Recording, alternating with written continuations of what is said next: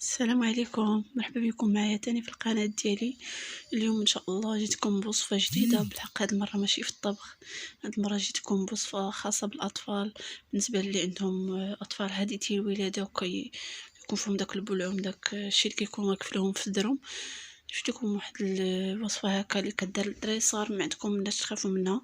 مزيانه ليهم باش يخرجوا داكشي اللي في صدرهم، في نفس الوقت مزيانه ليهم الا كانت فيهم الكحه ولا هذا. هاد المكونات هادو اللي هما ساهلين بساط، اي دار متواجدين فيها. عباره على زيت العود مع السكر كلاصي.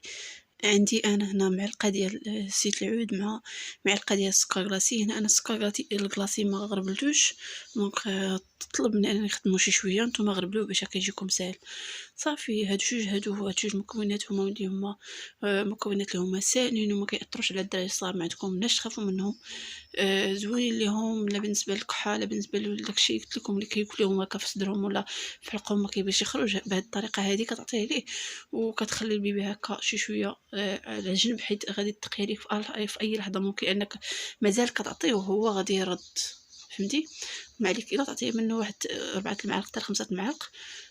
هذه وصفه اللي هي جد رائعه، وفي تجربه زعما شي حاجه اللي هي زوينه جربتها في بنتي الاولى وفي بنتي الثانيه ديما كتصدق ليه وزوينه.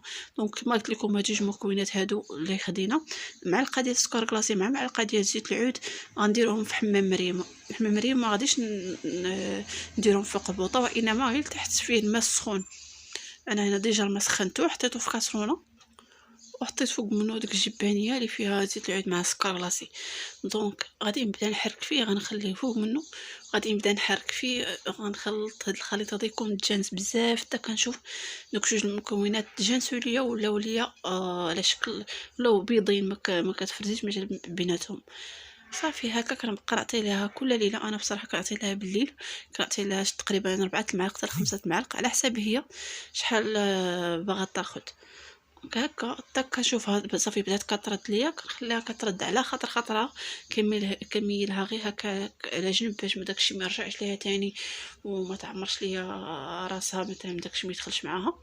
صافي هكا كيكون خرج كاع داكشي اللي فيها. دونك هذا هو الريزلت الاخر كما كتشوفوا. حتى كيتجانس دوك المكونات كاملين عاد باش كنعطيوهم ليها كل ليله، وكل مره قبل ما نعطيو ليها كنسخنهم قبل شي شويه. وصافي كانت هذه هي الوصفه ديال اليوم. انها تكون نالت اعجاب ديالكم، وما تنساوش انكم تشتركوا معايا في القناه ديالي اللي هي متنوعه، سواء في داكشي متعلق بالطبخ ولا في الماكله ديال الدراري الصغار ولا اي حاجه. المهم داكشي اون جينيرال غادي يعجبكم، داكشي طوب. دونك ما تنساونيش بالاشتراك وجيم على شلا وكومونتير ان شاء الله. السلام عليكم.